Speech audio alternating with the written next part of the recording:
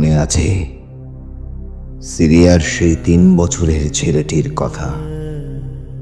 বোমায় ক্ষতবিক্ষত শরীর নিয়ে মরে যাবার আগে যে বলেছিল, আমি ঈশ্বরকে সব বলে দেব। সে হয়তো ঈশ্বরকে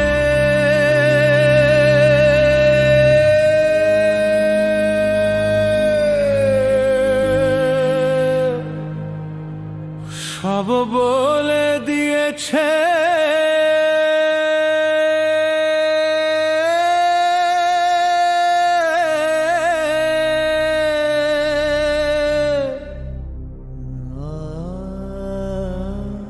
সে হয়তো ঈশ্বরকে সব বলে দিয়েছে, হয়তো বলে দিয়েছে আমাদের পৈশাচিকতার কথা, আমাদের লোভের কথা, আমাদের অসভ্যতার কথা, আমাদের নির্যাতনের কথা।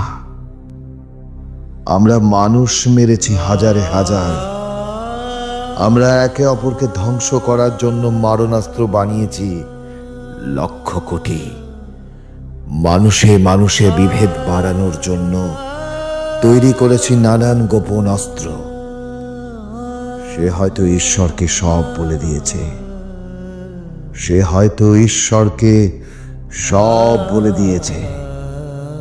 বলেছে সেই পাখিটির কথা যে আর আকাশে ওড়ে না, বলেছে সেই আকাশের কথা যে একদিন নীল ছিল, বলেছে সেই বাতাসের কথা যে একদিন নির্মল ছিল, বলেছে সেই পৃথিবীর কথা যে একদিন সবার ছিল।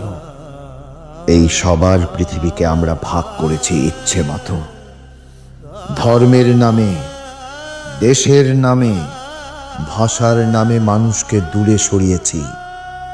চামড়ার রং দিয়ে, গণতন্ত্রের নাম দিয়ে কেটে টুকরো করেছি আমাদের।